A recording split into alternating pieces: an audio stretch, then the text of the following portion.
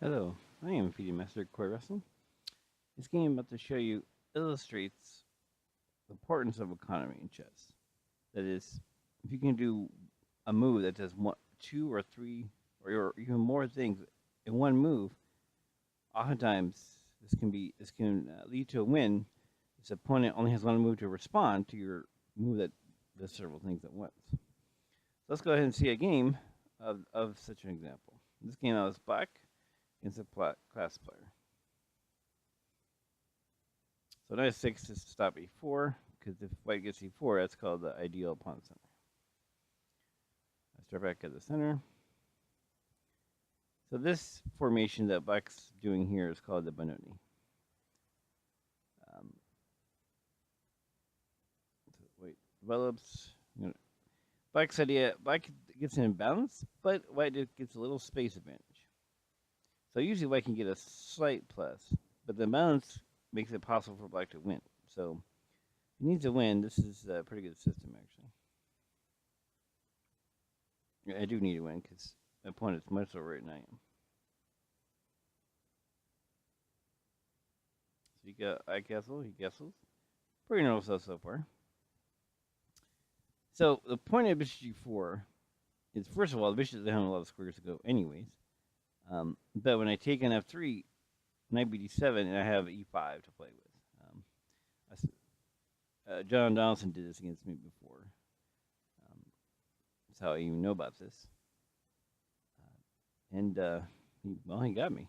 So the same thing as him. Work for him, I'll do it too. So I didn't mind that. He wasted time to take, which I'm going to take eventually anyways. So, let me show you a moment. D6. So here, knight e5 is actually a mistake. Whoops. Because then you give white a passed d pawn, and the c pawn is often a target. For example, I can do a4, a5, artificially isolating the pawn, and then concentrate on this pawn. So, and matter of fact, Joe Barnes did that against me. I didn't realize this formation is so good for white. So instead, I don't allow that and do knight e8, protecting my pawn and getting a lot more coverage of e5.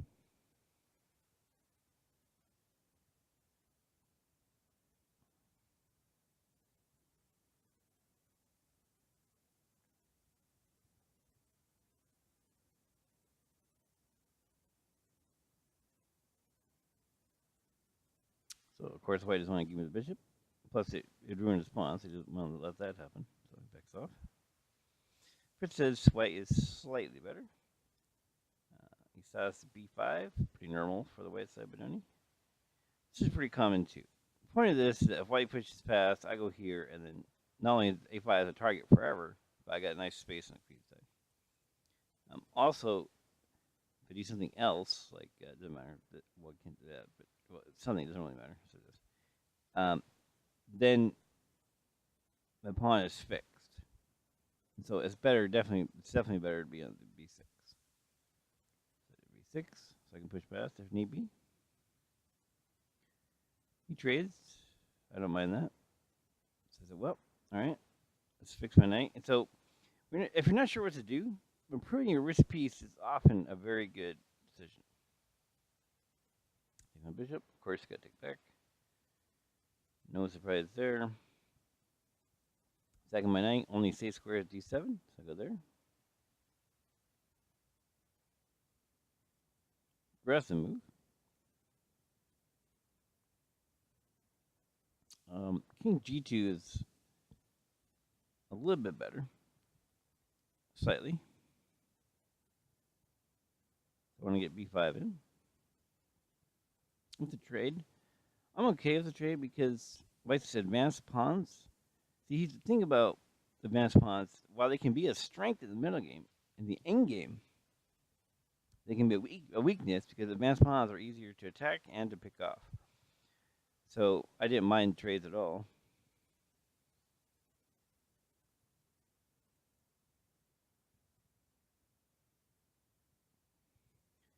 So the point of this move is to I want to do b5, right? But if I do right away, he can go rook a7, which would be real good for white.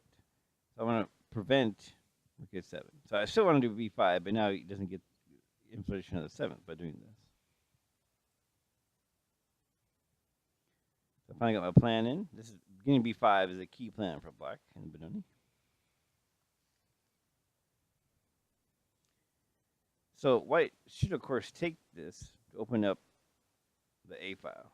I'm not sure why he didn't. But he actually did this.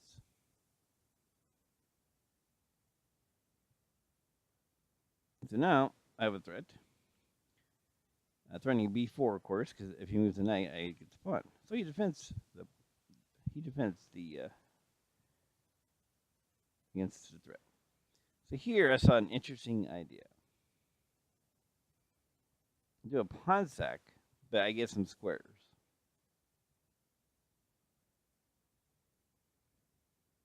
And here, white was afraid of a5, because then I have a passed pawn for like forever. And I also have knight c5, which should be a great outpost for the knight. While I can understand why he wanted to prevent that, he overlooked something very important. So this is a losing move.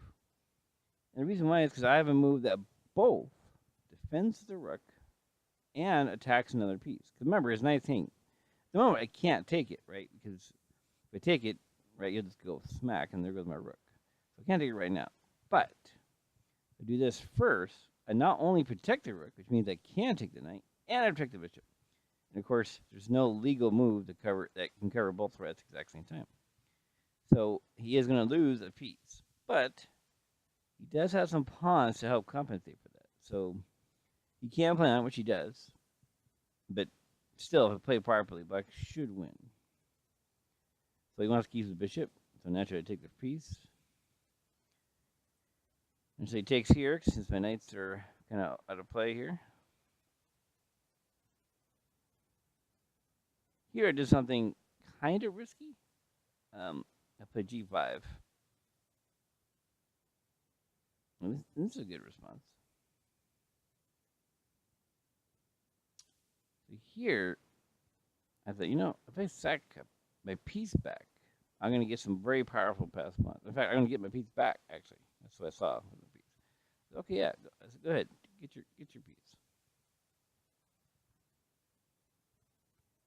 So he does. I'm like, okay, go ahead. So my point, of course, is that, first of all, I'm threatening rook check, rook take bishop. And once that happens, the c pawn is super, super fast. And his rook is way out here. And he's saying if he takes a knight, he can't even get back. So the point is basically, I'm going to get my piece back. And I'll still have the pass at 3 pawn, too. And the a pawn's, sitting duck. And in fact, all the kings that pawns are targets. So, and this is a common idea. You get the material back, but to get a winning endgame. It's an extremely common idea. And so it's always good to remember that you can do this. That's one advantage of having materials that you can give back to get something else. So in any case, I take the pawn.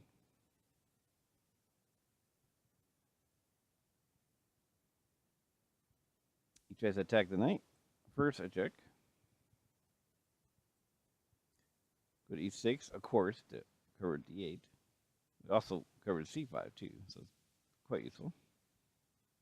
Could even go d4, depending on the situation.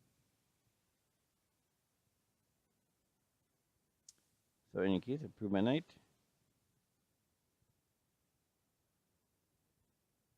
He threatens the knight, so he can push the pawn.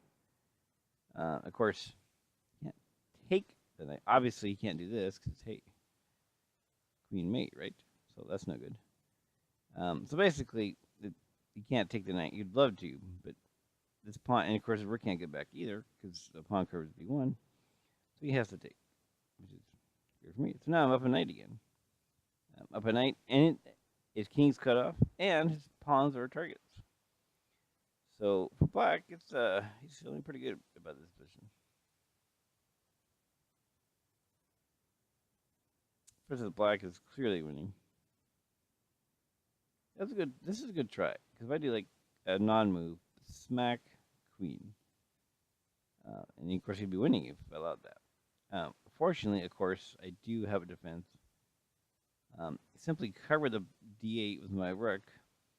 And now, it's not really much you can do here. Attack the rook.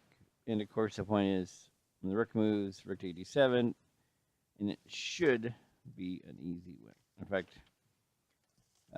White has seen enough and resigned. So I hope you enjoyed that game. I'll see you guys next time.